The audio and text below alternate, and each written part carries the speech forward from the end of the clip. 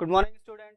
Welcome back to our fourth class, that is computer science, for our general competition. That is like whoever student is doing railway preparation, whether banking or SSC or state, and mainly the teachers program that is yet to come in Bihar government exam. So जितने भी students हमारे हैं जो competitive की तैयारी कर रहे हैं, कंप्यूटर सेक्शन के जो भी क्वेश्चंस आते हैं लास्ट ईयर्स के या फिर प्रीवियस 10 साल के, तो कंप्यूटर मेनली हमारा जो अभी फोकस किया जा रहा है वो है टीचर्स ट्रेनिंग के लिए। अपडेटिंग अभी हमारे बिहार में जॉब निकलने वाली है टीचर्स प्रोग्राम के। जो भी स्टूडेंट्स इसकी तैयारी करना चाह रहे हैं कंप्यूटर सेक्शन में, उनको एटलीस्ट 100 क्वेश्चन जो कंप्यूटर के बेस से रहते हैं, मतलब टोटल के टोटल कंप्यूटर सेक्शन पे बेस्ड रहते हैं, तो फुल्ली आपको डिवोट होके इन क्वेश्चंस को अटेम्प्ट करना होगा। मैं सारे क्वेश्चंस जो भी प्रीवियस ईयर के आए हुए हैं प्लस अपने साइड से जो भी मेन होते हैं लाइक जो आने की संभावना है उनको करवाते जाऊंगा। साथ में अगर कुछ इश्यूज आते हैं तो उनको देखते हुए मैं आगे बढ़ूंगा। ओके, तो आगे बढ़ते हैं। हमारा आज के लिए फिर से लेकर आया हूं 20 क्वेश्चन, जिसे आगे हम देखेंगे एक एक करके जो भी टॉपिक वगैरह।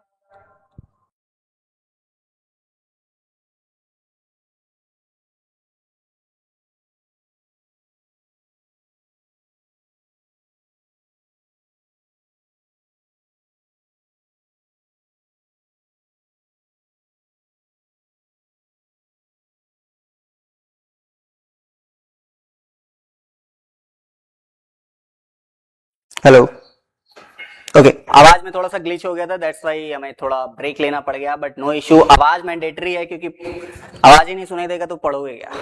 ओके, सो कंटिन्यू करते हैं। जो भी क्वेश्चंस इन डेप्थ हम करेंगे अभी, अगर किसी को कोई क्वेरीज वगैरह होंगे तो कमेंट सेक्शन में जरूर बताएं। एंड जो भी इश्यूज होंगे हमारे क्लास में आगे चल के, उसे डील करते हुए डेली मैं लेके आता हूं अपने 20 क्वेश्चन डेली क्लास के लिए।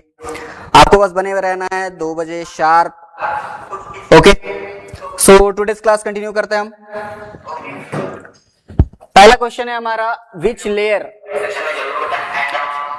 Layer of OSI model is responsible for IP addressing. अब देखो, पिछले जो क्लास हमने अटेम्प्ट किए थे उसमें क्या था, हमारा बेसिक क्वेश्चंस थे जो एडवांस लेवल के नहीं थे। बट ऐसा नहीं है कि अगर आप टीचर बन रहे हो तो आपको बस बेसिक क्वेश्चंस आएंगे, नहीं, आपको एडवांस लेवल के क्वेश्चन भी अटेम्प्ट करने होंगे। तो एज अ कंप्यूटर टीचर अगर आप जा रहे हो तो आपको डिटेल नॉलेज होनी चाहिए जो आप स्टूडेंट्स को प्रोवाइड करोगे। ओके, सो आगे बढ़ते हैं, देखते हैं भाई इसमें मॉडल टर्म्स वगैरह हमारे पास बहुत सारे हैं। टर्म्स क्या क्या हैं, अगर कोई हिंदी मीडियम से है तो वो देखें OSI मॉडल के कौन सी परत IP एड्रेसिंग के लिए जिम्मेदार है। अब कुछ टर्म्स होते हैं कंप्यूटर में, उसको हिंदी में नहीं करा जा सकता है, वो टर्मिनोलॉजीज आपको क्या करने पड़ेंगे, याद करने पड़ेंगे, प्लस उनके मीनिंग जानने पड़ेंगे। ठीक है, तो लेके चलते हैं। स्टार्टिंग में सबसे पहले डील करते हैं फर्स्ट क्वेश्चन। हमारा टर्म जो है वो है OSI मॉडल, पहला। सेकंड है IP एड्रेसिंग। ठीक है, ये दो टर्म्स है जो हम पहले सोचेंगे कि आखिर ये है क्या चीज। ठीक है, फर्स्ट है OSI मॉडल। क्या है OSI मॉडल? ठीक है, तो OSI मॉडल क्या है, तो जो भी चीज लाइक फाइल हो, फोल्डर हो या फिर कोई इमेज हो, कुछ भी अगर फ्लो हो रहा है इंटरनेट में, ट्रांसफर हो रहा है, शेयर हो रहा है, मूव कर रहा है, तो वो कुछ लेयर्स में मूव करता है। लाइक ऐसा नहीं अगर हम टेक्स्ट लिखें, यही टेक्स्ट लिखा हुआ है OSI मॉडल, अगर हम इसे इंटरनेट पे दूसरे किसी डिवाइस को भेज रहे हैं तो ये लिख के ऐसे नहीं जाएगा। ऐसा नहीं ऐसे OSI करके ये फ्लो हो पर आएगा, नहीं, ऐसे नहीं होता है। ठीक है, इसे ब्रेक किया जाता है। ठीक, इसे ब्रेक करने के लिए हमारे पास 7 लेयर्स होते हैं। कितने लेयर्स होते हैं? 7 लेयर्स होते हैं, जिसे 7 OSI लेयर्स भी कहते हैं। ठीक है, कुछ कंप्यूटर्स में जो पहले आते थे उनमें 5 OSI लेयर्स भी होते थे, 5 लेयर्स भी होते थे। तो हमें ध्यान रखना है, इसके डेप्थ में नहीं जाते हैं, अगर डेप्थ में जाएंगे तो पूरे चैप्टर से स्टार्ट करने पड़ जाएंगे। हमें बस उतना ही समझना है जितना हमारे क्वेश्चंस के लिए जरूरी है। तो OSI मॉडल कितने हो गए? 7 OSI मॉडल हो गए। ठीक है, यानी जिसमें 7 लेयर्स होते हैं। अब देखो, कभी भी कुछ भी अगर ट्रांसफर करा जाता है एक सिस्टम से दूसरे सिस्टम की ओर, तो क्या होगा, मान लो हमारे पास एक यहाँ पे कंप्यूटर है, दूसरा कंप्यूटर यहाँ पे है, इससे अगर इस कंप्यूटर में कुछ हम ट्रांसफर कर रहे हैं तो क्या होगा, 7 लेयर से ये फाइल गुजरेगी। ठीक है, 4, 5, 6 एंड 7 लेयर्स। ठीक है, सबसे पहले प्रेजेंटेशन लेयर होते हैं। क्या होता है? Presentation layer. वो क्या करता है, आपको फाइल को दूसरे सिस्टम में, इस सिस्टम से उस फाइल को इस सिस्टम में भेजने के लिए उसको तोड़ता है। पहले प्रेजेंट कैसे करेंगे, प्रेजेंट इन सेंस अगर कंप्यूटर में पहुंचेगा तो वो दिखेगा कैसे, उसको बोलते हैं प्रेजेंटेशन लेयर। ठीक है, उसी तरह फिर नेक्स्ट आता है हमारा होता है नेक्स्ट लेयर क्या हो जाएगा, ट्रांसपोर्ट लेयर, या नेक्स्ट हो जाएगा ट्रांसपोर्ट लेयर। ठीक, ट्रांसपोर्ट लेयर। तो ट्रांसपोर्ट लेयर में क्या होगा, वही रूल्स रेगुलेशन होंगे कि ट्रांसफर कैसे करना है, ट्रांसपोर्ट कैसे करना है फाइल्स को। उसी तरह आगे भी लेयर होते हैं, network layer, data link layer, physical layer. ठीक है, वैसे 6-7 लेयर होते हैं। ठीक है, किसी बुक में 5 लिस्टेड होंगे, किसी में 6 होंगे, बट मेनली 7 होते हैं। ओके, तो यहां पूछ रहा है रिस्पॉन्सिबल आईपी एड्रेसिंग के लिए कौन रिस्पॉन्सिबल है, आईपी एड्रेस। आईपी एड्रेस अब जान देते हैं कि आईपी एड्रेस क्या होती है। देखो, आईपी एड्रेस, आईपी का फुल फॉर्म होता है इंटरनेट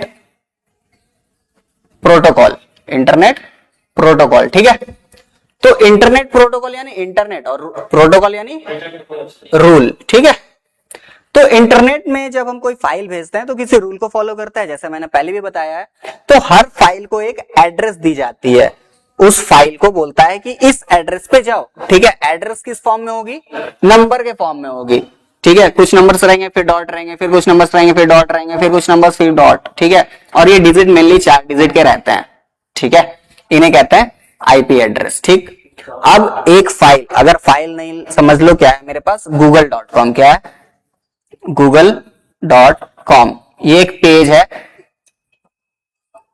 ये एक पेज है जो किसी ने, मान लो किसी यूजर ने, एक यूजर ने ये इंटरनेट से मंगाया। ठीक है, जब ये मंगाएगा तो इंटरनेट वाले को कैसे पता कि ये इंसान कहां बैठा है, ये इंसान के डिवाइस कौन सी है। तो इसके जो फोन होंगे या कंप्यूटर होंगे उसका एक आईपी एड्रेस होता है। क्या एड्रेस होता है, आईपी एड्रेस।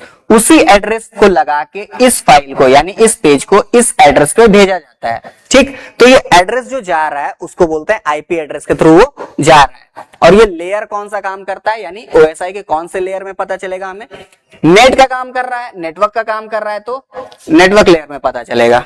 किस में पता चलेगा, नेटवर्क लेयर में, सॉरी।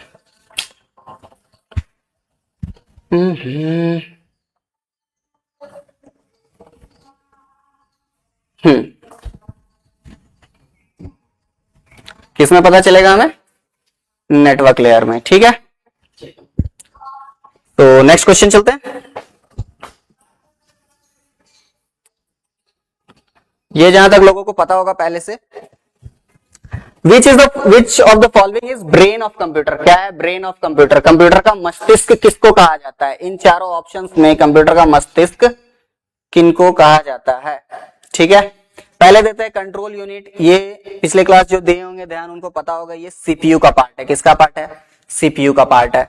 ठीक है, हार्ड डिस्क, ये क्या है मेरा, स्टोरेज डिवाइस। क्या है, स्टोरेज डिवाइस है। ठीक है, सीपीयू जो कि खुद में एक प्रोग्रेस, क्या है, ये प्रोसेसिंग यूनिट है हमारा।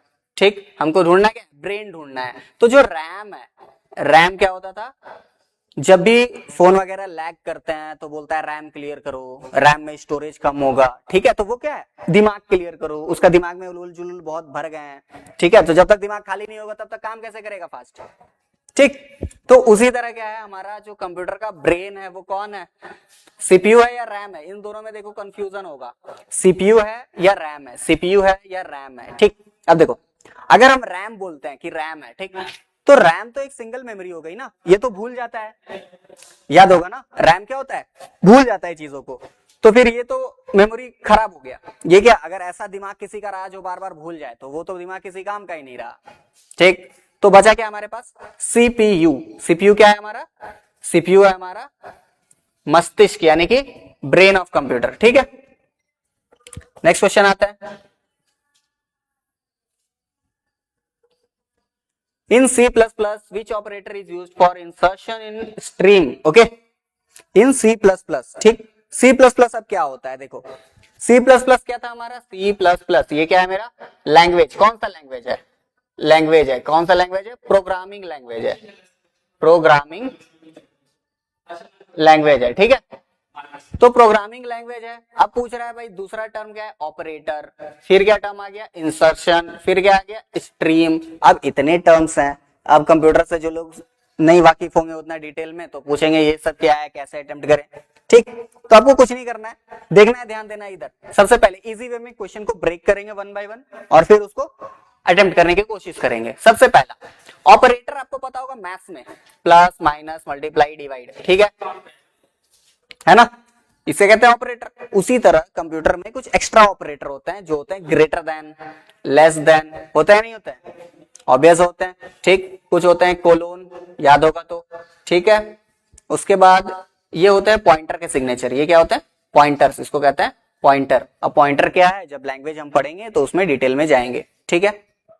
अब देखो, तो जब हम कंप्यूटर को कुछ चीज लिखते हैं, क्या बोलते हैं, उसको कुछ बताते हैं। मान लो हम बोल रहे हैं, जो लोग प्रोग्राम बनाते हैं ना, जैसे जो प्रोग्रामर होते हैं या कोडर होते हैं, तो अगर हम इधर 5 लिख रहे हैं, हमारा कीबोर्ड में हम यहाँ पे 5 प्रेस किए, तो कंप्यूटर तो उधर है भाई, सीपीयू तो अलग साइड से है। तो इसे कैसे पता कि ये इसमें क्या लिखा है, इसको भेजो, इसको क्या लिखा है यहाँ पे दिखाओ, ठीक। तो इसके लिए क्या किया जाता है, प्रोग्राम किया जाता है। क्या किया जाता है, प्रोग्राम किया जाता है। वो प्रोग्राम हम प्रोग्रामिंग लैंग्वेज के यूज को करते हैं, प्रोग्रामिंग लैंग्वेज यूज करके हम उस प्रोग्राम को करते हैं। तो अगर कोई प्रोग्रामर यानी कोडर वो बोला कि हमको एक प्रोग्राम बनाना है जिसमें क्या करे, कंप्यूटर को बोले कि 5 लिखो, क्या करो, 5 लिखो, तो यहां पे उसको मैसेज देना होगा ना। क्या मैसेज देगा कि इनपुट 5, क्या बोलेगा, इनपुट 5, ओके। तो उसको बोलेगा ना कि 5 लिखो। तो ये इंसर्ट, इस प्रोसेस को बोलते हैं इंसर्शन। यहां क्या है, इस चीज को तोड़ते हैं, ठीक है। जब इस टर्म को हम तोड़ेंगे, इसको जब हम तोड़ेंगे तो किससे बन रहा है, इंसर्ट, ठीक है। इंसर्ट, इंसर्ट का मतलब क्या होता है, भेजना, ठीक है, या फिर देना, तो इंसर्ट हो गया। अब आता है टर्म स्ट्रीम। क्या होती है स्ट्रीम, सिंपल सा मतलब समझ लो, प्रोग्राम को बोलते हैं स्ट्रीम, ठीक है। तो इंसर्ट कैसे करते हैं, इस सिंबल से करते हैं या इस सिंबल से करते हैं। इस दोनों में कंफ्यूज होना है बच्चा। जो लोग जानते भी होंगे तो कंफ्यूज हो जाते होंगे, जो लोग लैंग्वेज या बीसीए बैकग्राउंड के होते हैं ना, तो वो इन दोनों सिंबल में कंफ्यूज हो जाते हैं भाई कि इंसर्ट किससे कर रहे हैं, ठीक है। इंसर्ट अगर करना हो किसी को तो कैसे करेंगे, आवाज सही आ रहा है, ओके, एक सेकंड।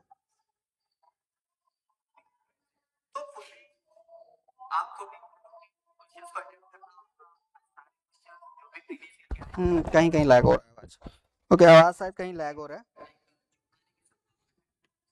जब पीछे जा रहा है ना तो आवाज थोड़ा सा कम हो जा रहा है, अगर ऐसे रह रहे हैं तो आवाज सही, ओके।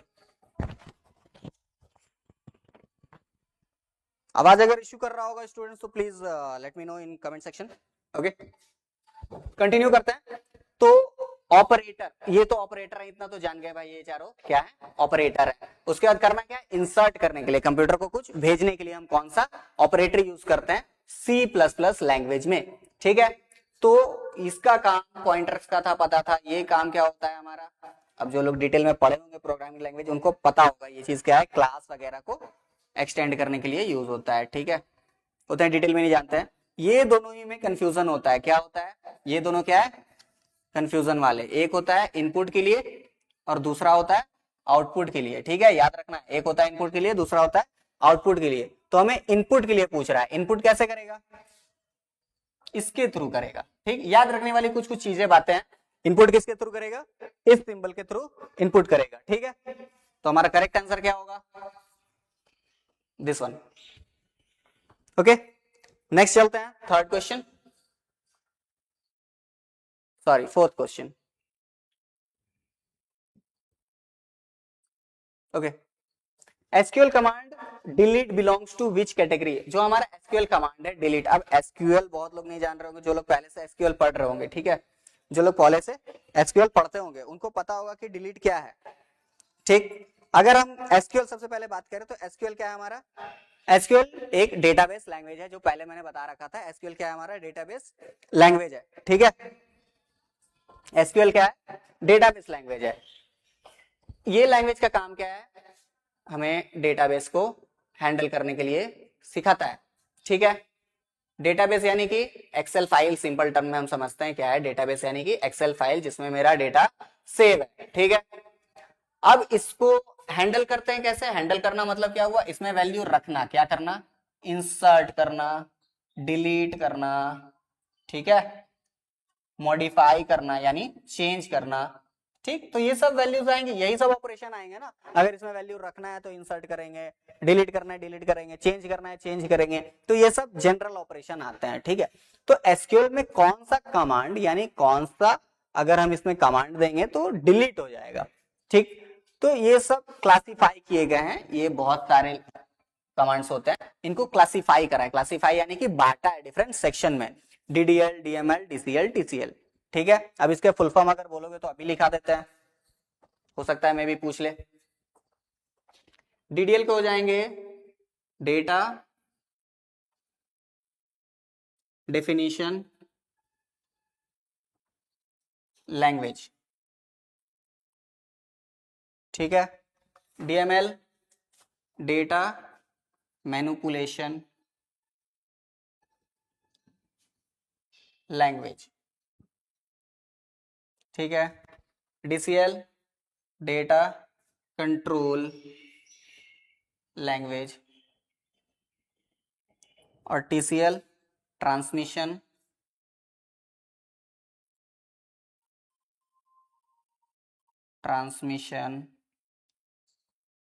कंट्रोल लैंग्वेज, ठीक है।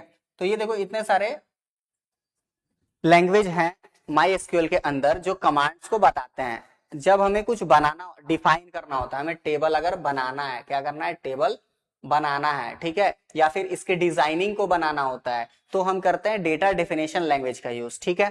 अगर इसमें कुछ चेंज करना होता है, कुछ भी वैल्यूज वगैरह हमें चेंज करनी होती है, तो हम करते हैं डेटा मैनिपुलेशन का यूज, ठीक है। फिर कंट्रोल का यूज कब करते हैं, कंट्रोल का यूज तब करते हैं जब हमको किसी को एक्सेस देना होता है इस फाइल का, ठीक। और ट्रांसमिशन कंट्रोल क्या हो जाएगा, हम किसी से क्या करेंगे, इसमें शेयर करते हुए चेंजेस नहीं अप्लाई करेंगे दूसरे के लिए, तो वो हो जाएगा ट्रांसमिशन कंट्रोल के लिए, ठीक है।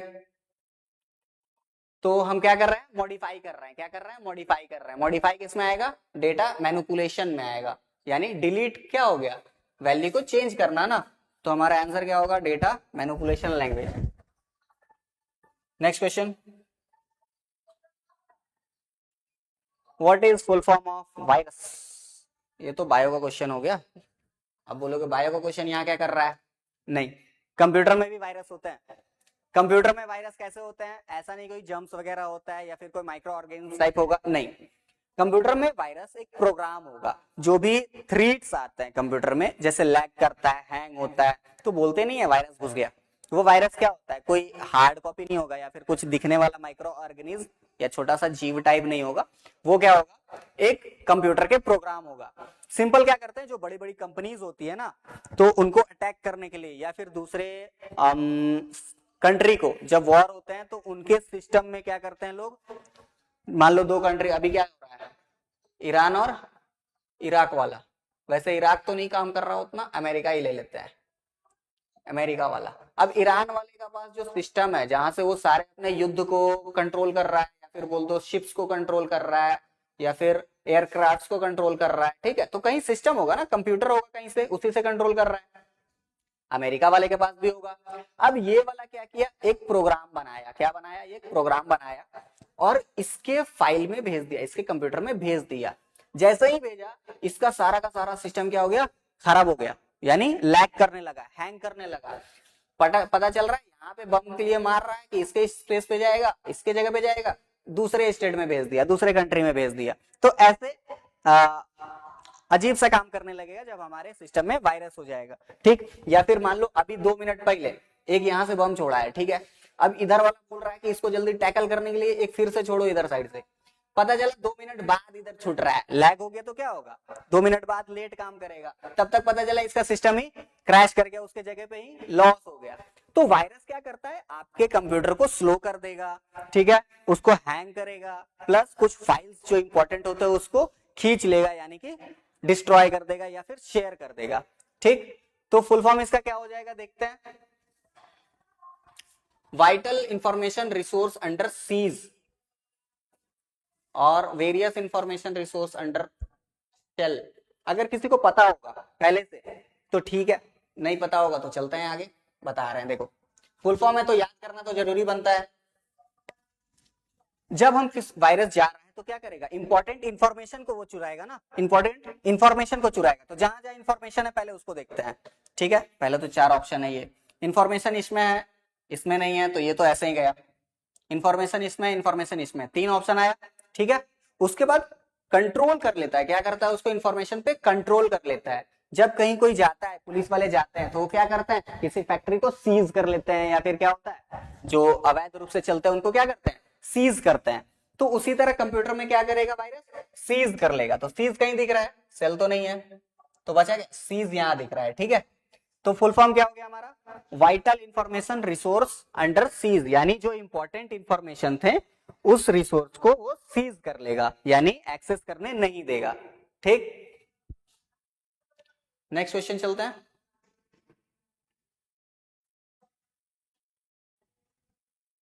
विच data structure follows the FIFO, FIFO यानी first in first out principle. ठीक, कौन सा डेटा स्ट्रक्चर फीफो सिद्धांत पर पालन करता है। इसके पहले क्लास में या फर्स्ट या सेकंड क्लास में आई गेस मैंने कराया था ये फीफो लीफो ये सब, तो याद होगा अगर किसी को, तो ऑप्शन ऐसा था, जैसे स्टैक याद होगा, प्लेट्स का एग्जांपल दिया था मैंने कि एक के ऊपर एक प्लेट रखा है, तो जो सबसे प्लेट नीचे रखा हुआ है, जो पहले आया वो तो सबसे लास्ट में निकलेगा ना, कोई आएगा अगर तो सबसे ऊपर वाला प्लेट उठाएगा, तो जो लास्ट में आया वो पहले चला गया ना, लास्ट में आया और पहले चला गया, लास्ट इन फर्स्ट आउट, तो ये तो लीफो हो गया, तो स्टैक तो नहीं होगा। ठीक है, स्टैक नहीं होगा। अब ट्री का मैंने बताया था, ट्री कैसा होता है भाई, ट्री पेड़ जैसा ही होता है। ठीक है, ट्री ऐसे होएगा, जो सबसे ऊपर है यहाँ पे जो भी वैल्यूज रहेंगे, मान लो 5 है यहाँ, 2 है यहाँ, 3 है यहाँ, 6 है यहाँ, 8 है यहाँ, 9 है यहाँ, 1 है वहाँ। ठीक है, तो जब से ऊपर वैल्यू रहेंगे उसको एक्सेस करेगा। वैसे इसके भी रूल होते हैं अलग अलग, अंदर ऑल रूल होते हैं इसके, कहीं इधर से कभी चलेगा हमारा, ठीक है, कभी इधर से रीड करना होगा। ठीक है, कभी राइट से रीड करो, कभी लेफ्ट से रीड करो, कभी रूट से रीड करो। ठीक है, तो रूट लेफ्ट राइट इतना डिटेल में हम नहीं जाते हैं, फिलहाल ट्री में भी नहीं होगा, देख के ही लग रहा है। ठीक, हमें क्या देखना है, पहले आओ पहले निकलो, ये वाला कॉन्सेप्ट कहाँ लग रहा है।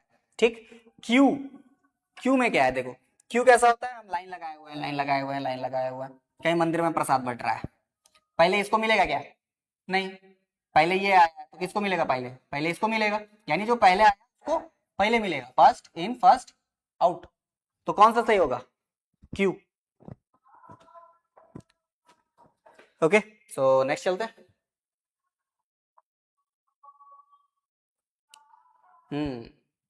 अब ये क्वेश्चन देखने लायक है, हाउ मेनी निबल, यानी एक nibble is equal to how many bits. अब देखो कैसा था, जब मेमोरी पढ़ा रहे थे तो बताया था कि सबसे शॉर्टेस्ट, सबसे छोटा इकाई जो मेमोरी का मेजरमेंट का होता है वो क्या होता है, बिट होगा। क्या होगा, बिट। उसके बाद क्या होता, बाइट। बट इन दोनों के बीच में इसके बाद केबी, एमबी, जीबी याद होगा। ठीक है, फिलहाल इतना ही का काम है इन दोनों के बीच में। ठीक है, एक होता है निबल, क्या होता है, निबल, जो शॉर्ट टर्म के लिए यूज होता है मेनली। इसके लिए क्या करते हैं लोग, ठीक, हमारे पास एक बिट में, सॉरी एक बाइट में, एक बाइट में कितने बिट होते हैं, एक बाइट में कितने बिट होंगे, एक बाइट में कितने बिट होंगे, 8 बिट होंगे मेनली। ठीक है, उसके बाद पूछ रहा है निबल कितने होते हैं, निबल कितने होते हैं हमारे पास, एक निबल में, 1 निबल में कितने बिट होंगे, कितने बिट होंगे, तो याद रखने वाली चीज है 4 बिट होंगे। कितने बिट होंगे भाई, 4 बिट होंगे। ठीक है, भूलना नहीं है, एक निबल में 4 बिट होंगे।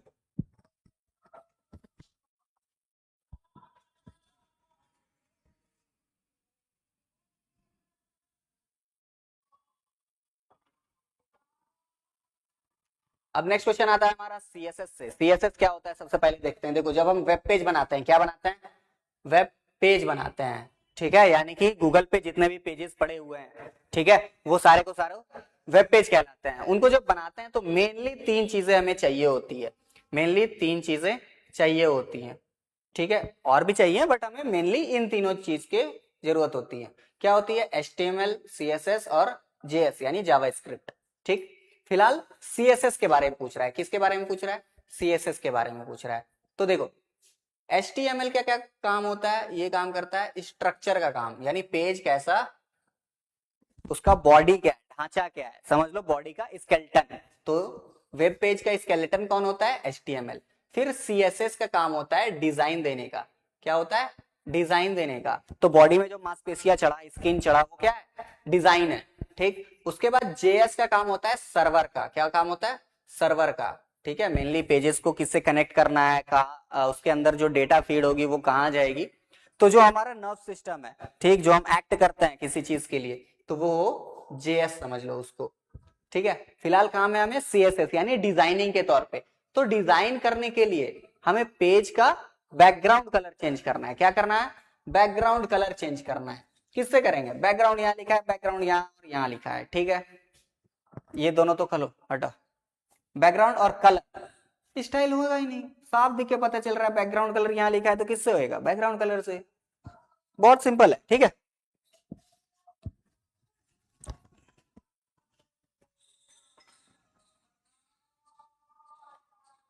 ओके आज वैसे भी क्लास लेट ऑन हुई है, आई गेस टेक्निकल ग्लिच के कारण ऐसा हुआ है, बट हाँ 2 बजे ही हमारा क्लास स्टार्ट रहता है।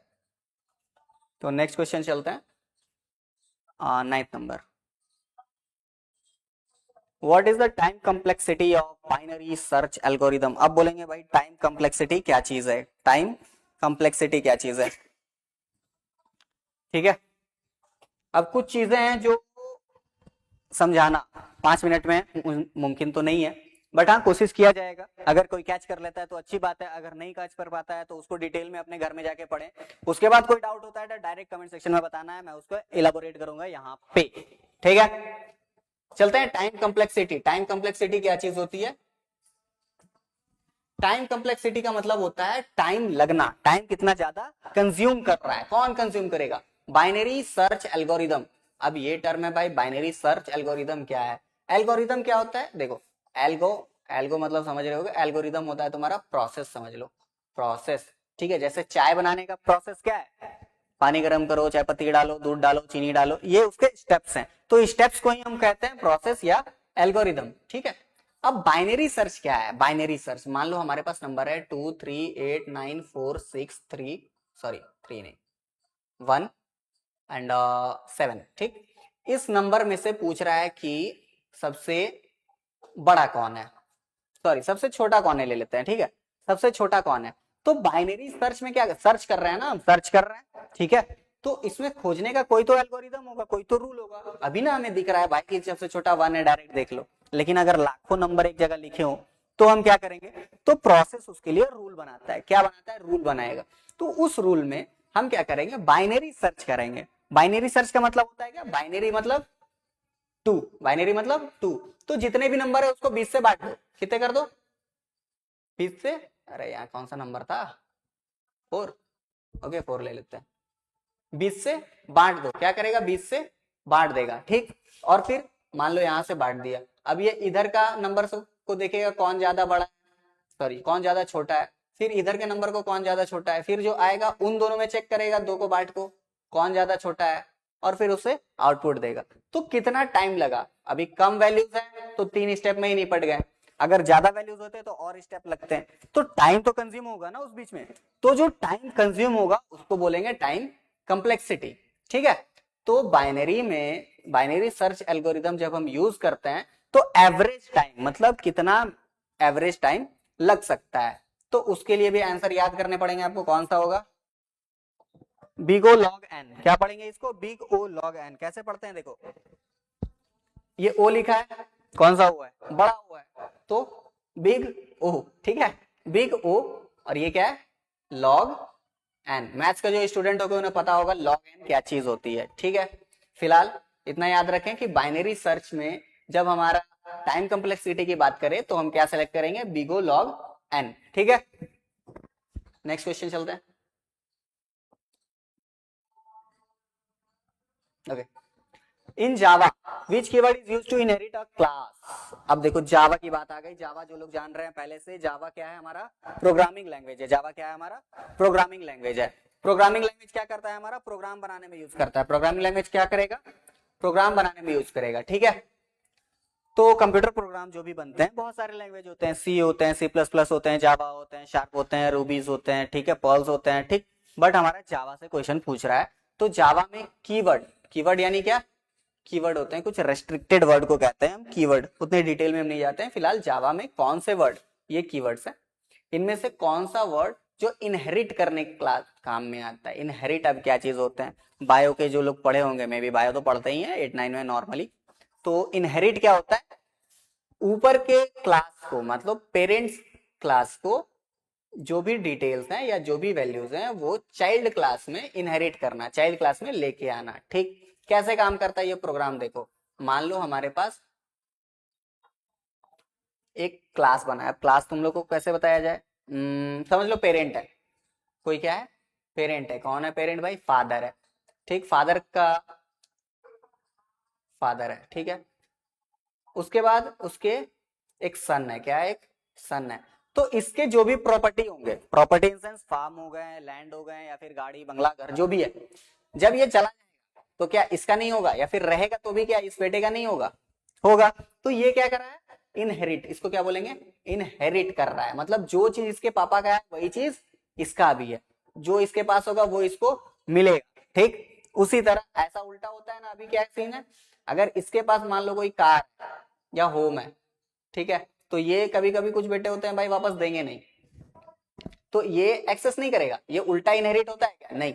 ऐसा हो सकता है मान लो फादर का अगर हेयर कर्ली है, हेयर क्या है, घुमरेला है, ठीक, तो हो सकता है ना कि बेटे का भी बाल घुमरेला हो, तो ये क्या होगा, ऊपर से नीचे आता है ना, पेरेंट्स से चाइल्ड में आता है, उल्टा तो नहीं होता है, ठीक। तो उसी बेस पे क्या होता है हमारा जो प्रोग्राम होगा, तो समझ लो एक प्रोग्राम ऊपर लिखा हुआ है, क्या लिखा है, प्रोग्राम लिखा है 2+5 करके 9, सॉरी 7, 2+5 करके 7। इसी के नीचे एक चाइल्ड क्लास होगी, क्या होगी, चाइल्ड क्लास, जो इस वैल्यू को यूज करेगा, इस वैल्यू को यूज करेगा। अब उसको यहाँ पे हमको दोबारा लिखने की जरूरत नहीं है 2+5=7, नहीं, हम बस इस क्लास का नाम लिख देंगे। क्लास मान लो ये ए है, तो यहाँ पे हम लिख देंगे क्लास ए, उसका वैल्यू लेके आओ, ठीक। ऐसा लिखते नहीं है वैल्यू लेके आओ, बट हाँ कुछ लैंग्वेज होती है, फॉर्मेट होती है, उसको पढ़ेंगे आगे चल के जिस दिन अगर प्रोग्रामिंग की बात हुई तो।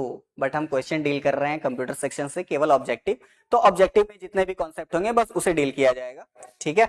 अगर प्रोग्रामिंग की बात आएगी तो वो भी डील करेंगे, ठीक। फिलहाल नहीं है तो क्लास ए के जो ये 7 वैल्यूज है हम इसमें 2 ऐसे ऐड कर देंगे, तो 7 डायरेक्ट हमें मिल गया। तो इस प्रोसेस को बोलते हैं इनहेरिट करना। इसके लिए हम स्पेशल कुछ कीवर्ड लिखेंगे। कीवर्ड बोला जाता है जिसको यूज करके हम बताएंगे कंप्यूटर को कि अब हमें ऊपर की वैल्यू को नीचे कॉपी करना है। क्या करना है, कॉपी करना है, ओके। तो 10 नंबर का हमारा आंसर हो जाएगा, चारों में से देखो कौन सा होगा। अब कुछ लोग देखेंगे इनहेरिट लिखा हुआ, भाई यही आंसर होगा, क्या होगा, इनहेरिट लिखा हुआ है भाई आंसर होगा। इनहेरिट होगा क्या, बिल्कुल भी नहीं होगा इनहेरिट। क्यों होगा, नहीं होगा इनहेरिट, क्योंकि ये कोई कीवर्ड होता ही नहीं है। अब देखो एक्सटेंड जो कीवर्ड है हमारा, एक्सटेंड, ये क्या करता है, इनहेरिट का काम करता है, इनहेरिट का काम करता है, ठीक। एक कीवर्ड और है इंप्लीमेंट। इंप्लीमेंट क्या काम करता है भाई, इंटरफेस में काम करेगा वो। इंप्लीमेंट क्या काम करेगा, इंटरफेस में काम करेगा, ठीक है। Okay next question.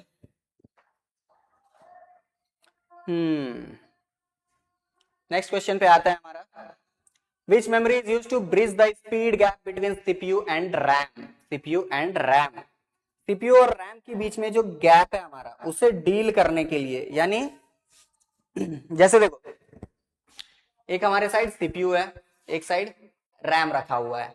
अब तुम्हें पता होगा CPU क्या करता है, मिलियंस, मिलियन समझ रहे हो, मिलियन, मिलियन ऑफ इंस्ट्रक्शन वो एक सेकंड में प्रोसेस करता है, यानी इतना तेज होता है कि उसको मिलियन कमांड भी दोगे ना, ठीक है, मिलियन कमांड भी दोगे तो वो एक सेकंड में डील कर लेगा।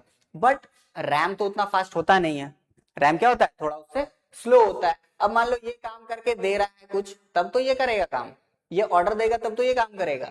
अब ये इतना फास्ट है, ये इतना स्लो है, ठीक। मान लो इसका एग्जांपल लेते हैं कि ये छोटा इंट्रो लेते हैं, 100 इंस्ट्रक्शन कर रहा है, 100 इंस्ट्रक्शन कर रहा है, 1 सेकंड में, ठीक। और ये 50 कर पा रहा है 1 सेकंड में, ठीक है।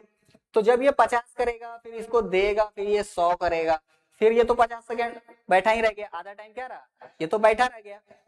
तो उस बीच इसको कुछ तो चाहिए, सीपीयू को कुछ तो चाहिए, सीपीयू को कुछ तो चाहिए, बैठा रहेगा ना। मान लो हमारे पास कोई घर बन रहा है, ठीक है, कोई घर बन रहा है, मिस्त्री यहाँ पे बैठा हुआ है। मिस्त्री क्या है, बहुत फास्ट है और लेबर बहुत स्लो है, ठीक। मिस्त्री बेचारा बैठा हुआ है, लेबर उधर से सामान लेके ही आ रहा है, अभी तक आ ही रहा है। तो उस बीच में जो टाइम उसका खराब हो रहा है, उस टाइम को मैनेज करने के लिए क्या करें हम, एक और मिस्त्री सॉरी एक और लेबर को लगा देंगे, एक और लेबर को लगा देंगे, जो क्या करेगा, इससे डायरेक्ट इसके लेगा, इस लेबर से खुद के पास लेगा और ये तुरंत ट्रांसफर करेगा। तो इससे क्या होगा, टाइम बच जाएगा। क्या होगा, टाइम बच जाएगा। तो उसी तरह सीपीयू में जब सीपीयू इतना फास्ट है और रैम थोड़ा स्लो है, तो हम क्या करते हैं, बीच में एक कैश मेमोरी लगाते हैं, कैश मेमोरी, जो सीपीयू से थोड़ा सा स्लो होता है, मात्र माइनर फ्रैक्शन ऑफ सेकंड ये स्लो होगा, बट रैम से ये बहुत फास्ट होगा। क्या होगा, रैम से बहुत फास्ट होगा, ठीक है। तो इसका जो भी काम है करते जाता है, ये स्टोर खुद के पास करते रहेगा, करते रहेगा।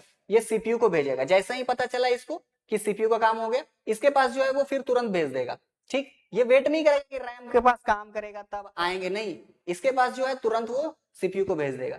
तो इस तरह से क्या होगा कि इसका टाइम खराब नहीं होगा, ठीक। तो कौन यहाँ पे काम कर रहा है, सीपीयू और रैम के बीच कैश मेमोरी, ठीक है। कौन काम कर रहा है, कैश मेमोरी कर रहा है, ठीक है। फिर आगे बढ़ते हैं।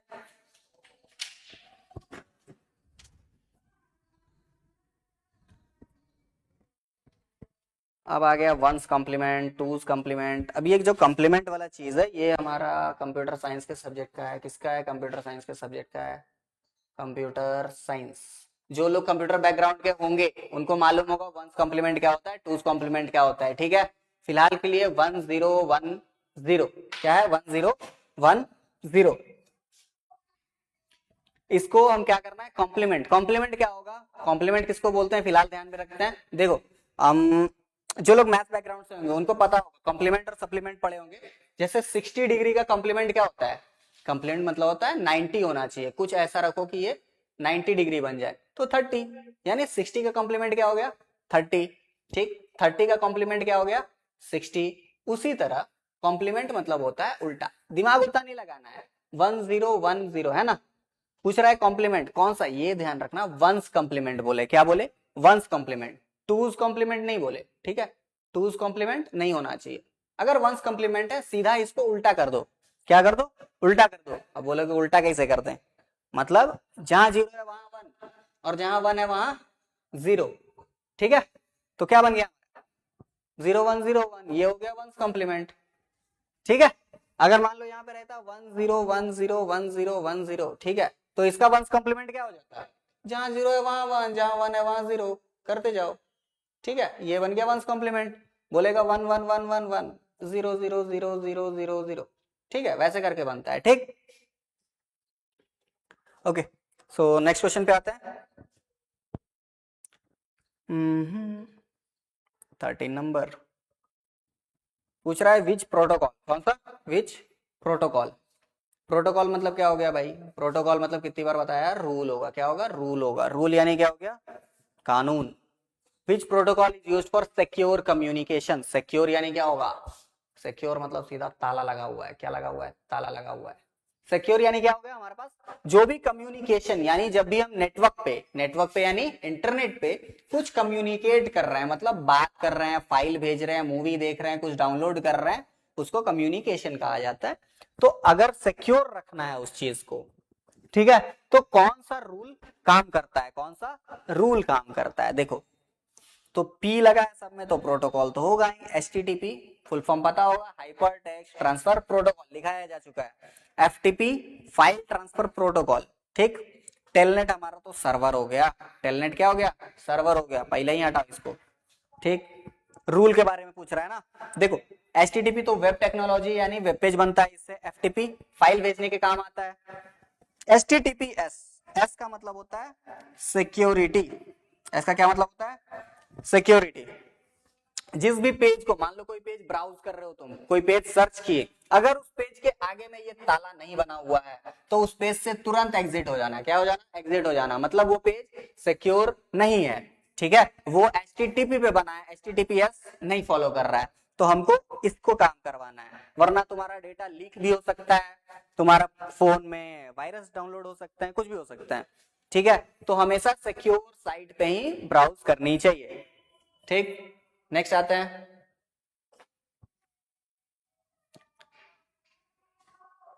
What is maximum number of node in a binary tree of height k? अब देखो, इसके लिए तुम्हें बस फॉर्मूला याद करना पड़ेगा। अब कुछ लोग देखेंगे ये क्या है, क्या ये क्या है, ये क्या लिखा है भाई, ये कैसे हो गया?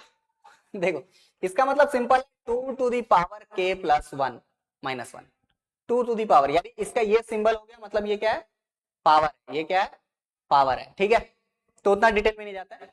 देखो, फॉर्मूला याद रखना है, maximum number of nodes in a binary tree of height के। अब पहले देखते हैं, ट्री पहले बनाते हैं एक। देखो, अगर मेरे पास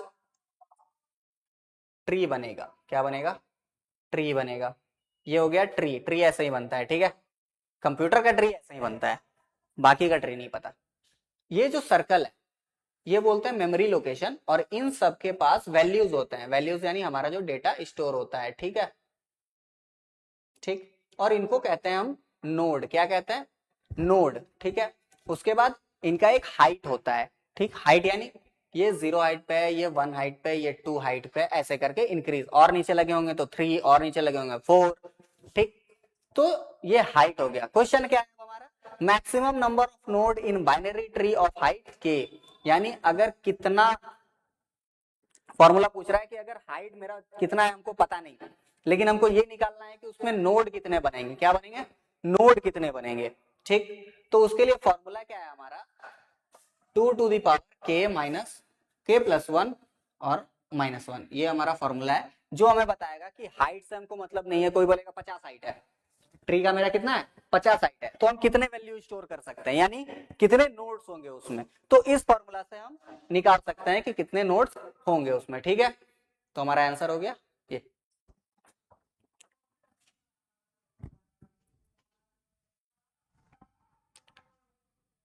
नॉर्मलाइजेशन। नेक्स्ट क्वेश्चन आता है, normalisation in DBMS is used to. Normalisation क्या हो गया, सबसे पहले देखते हैं नॉर्मलाइजेशन क्या हुआ। नॉर्मलाइजेशन का मतलब होता है कि वैल्यूज को छोटा करना, यानी टेबल को और छोटा करना, कंप्रेस करना, उसमें कुछ डिटेल, कुछ मिसअंडरस्टैंडिंग ना हो, कुछ गलत ना हो, कोई वैल्यू खाली ना हो। अब मान लो कोई राशन का दुकान में अपना बही खाता रखता है। ठीक है, अब उसमें सामान का लिस्ट का नाम लिखा हुआ है, दाम लिखा हुआ नहीं है, कोई काम का नहीं है। मान लो दाम लिखा हुआ है, जो अभी क्या करते हैं, मान लो सामान लेके चले गए, दाम लिख के दे देते हैं, सामान का नाम ही नहीं है, कंफ्यूज इंसान। ठीक है, तो वहां क्या है? वैल्यू मिसिंग है। वैल्यू क्या है? मिसिंग है। ठीक, तो उसके लिए क्या करना होता है? हमें वैल्यूज को नॉर्मलाइज करना होता है। क्या करना होगा? नॉर्मलाइज। अगर मेरे पास टेबल है, क्या है ये? टेबल है। ठीक है, मान लो इसमें हमने 10 या 5 ही बच्चे का वैल्यूज रखा है, 1 2 3 4 और एक ले लेता है 5, 5 बच्चे का वैल्यूज है। यहाँ पे नेम है, क्या है? नेम है। क्या है यहाँ पे? नेम है। यहाँ पे रोल है। ठीक है, यहाँ पे नंबर हो गया मान लो। ठीक, सबका नाम तो लिख दिया, किसी का रोल मान लो गलत हो गया, किसी का रोल क्या हो गया? गलत हो गया, 482। किसी का नंबर हमने लिखा ही नहीं है, नंबर क्या है ही नहीं। तो ये टेबल का ही किसी काम का है? बहुत कम काम का आएगा। तो उस केस में इसको क्या करते हैं हम, हर चीज का हम डिटेल ढूंढेंगे, सबके बच्चे का पता करेंगे, रोल कितना है, नंबर क्या है। जब हम पता कर लेंगे तो उस प्रोसेस को हम बोलते हैं नॉर्मलाइजेशन। उस प्रोसेस को क्या बोलेंगे?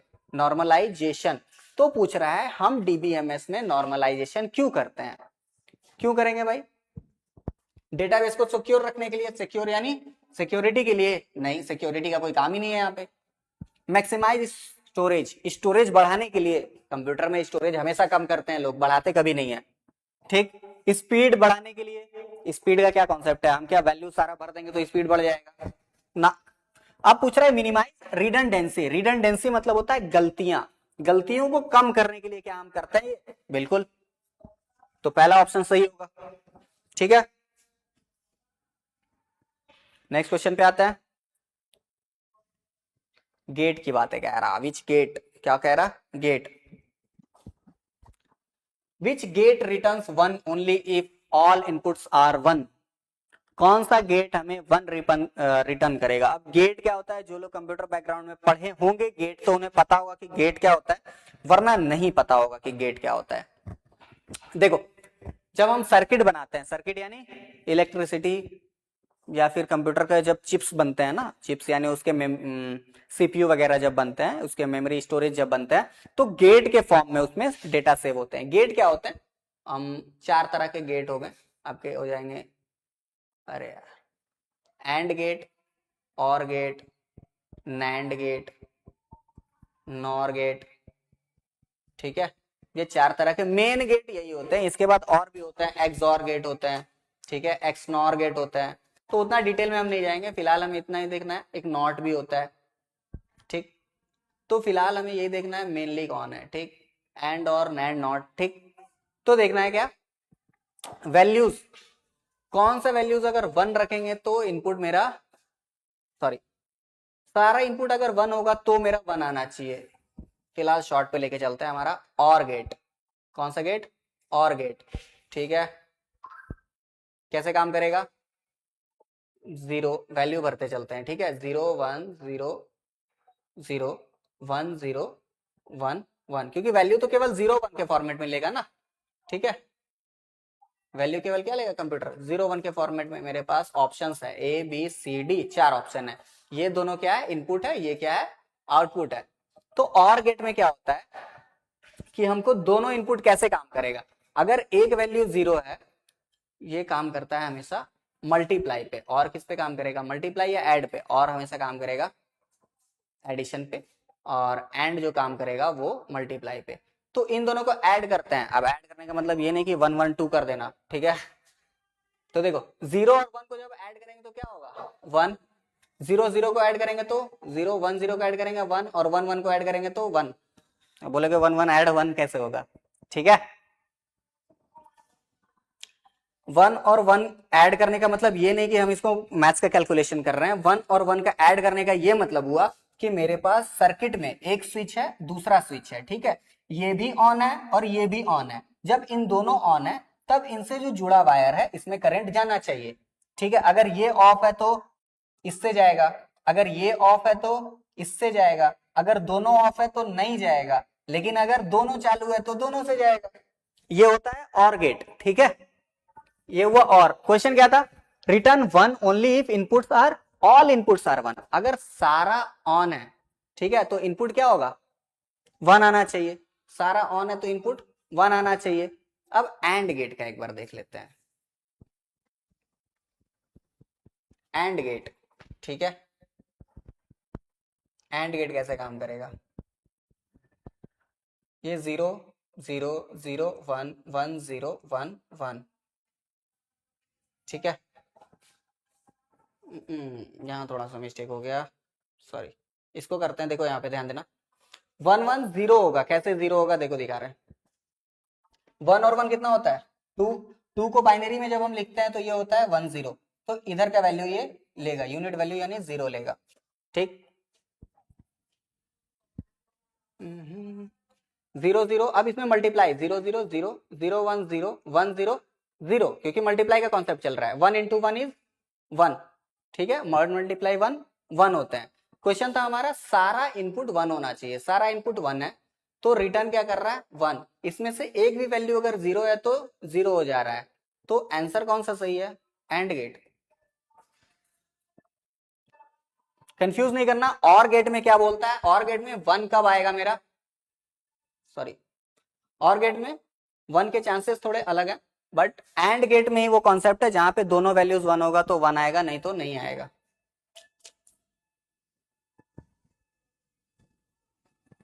नेक्स्ट क्वेश्चन चलते हैं, पाइथन, पाइथन, ओके, पाइथन क्या है हमारा, सेम पाइथन क्या है, प्रोग्रामिंग लैंग्वेज, पाइथन क्या है हमारा, प्रोग्रामिंग लैंग्वेज। अब प्रोग्रामिंग लैंग्वेज क्या हो गया, जिससे प्रोग्राम बनते हैं। Python is a dash language, कौन सा है, कंपाइल्ड। अब बोल रहे हो सर प्रोग्रामिंग तब से कर रहे हैं, प्रोग्रामिंग ऑप्शन में ही नहीं है, प्रोग्रामिंग ऑप्शन में ही नहीं है, यार, स्पेलिंग हमेशा गलत हो जा रहा है। प्रोग्रामिंग, ठीक है, स्पेलिंग देखते हैं बाद में यार। Python is a dash language, ठीक है, कौन सा है? Compiled language, interpreted language, machine language, दो लेवल लैंग्वेज। ऑप्शन याद रखना है इंटरप्रेटेड लैंग्वेज, यानी इसमें जो भी लिखते हैं वो 1 by 1 लाइन पे चलते जाता है या एक बार में ट्रांसफर हो जाता है, ठीक है। Python is a interpreted language, याद रखना है। Next question, what is size of IPv4? What is size of IPv4?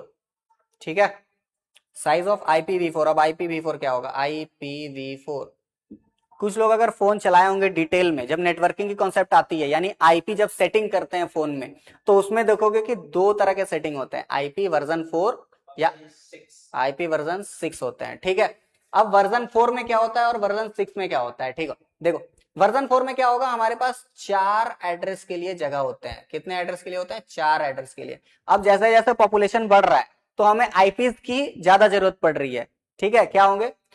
Eyepiece की जरूरत ज्यादा पड़ रही है। जैसे मान लो अगर इससे हम एड्रेस जनरेट कर सकते हैं तो कितना, मिलियन या बिलियन जनरेट कर सकते हैं।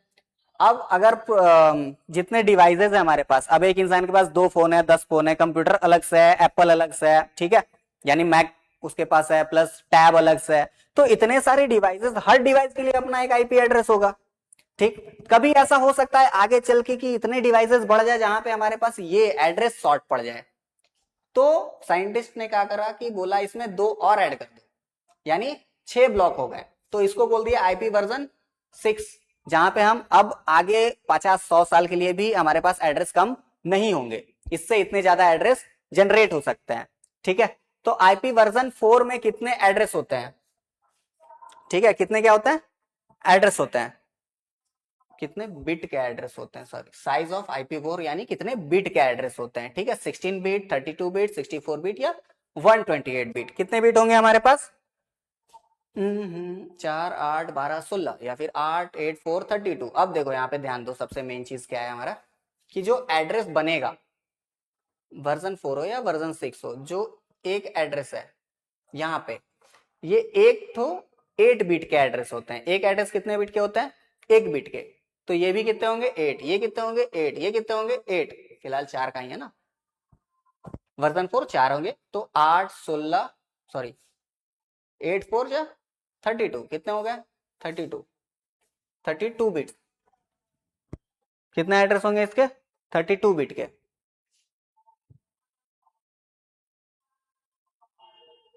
ठीक है। नेक्स्ट क्वेश्चन,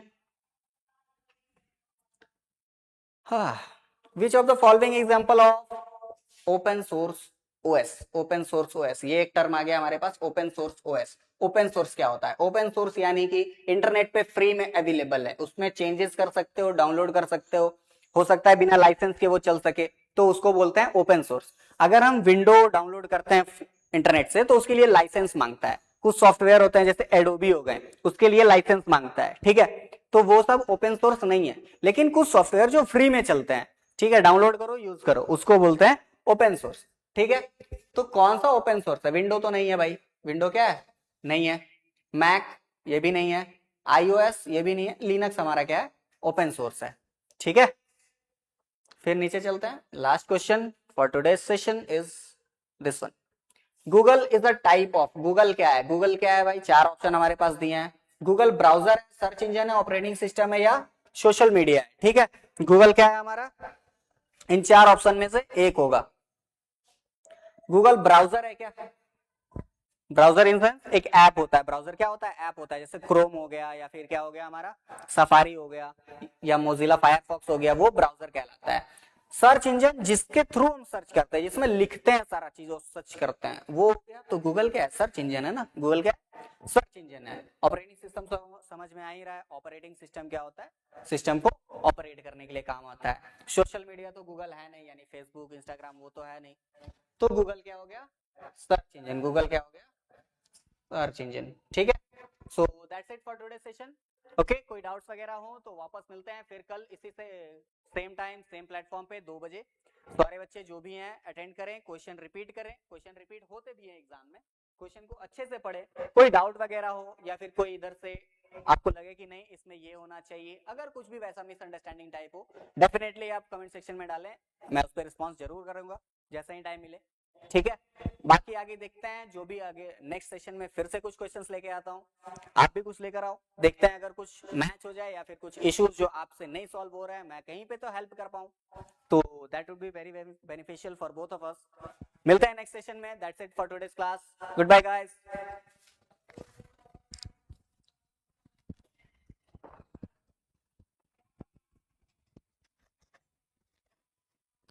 क्या कैसे कर लिया, क्या कैसे कर लिया?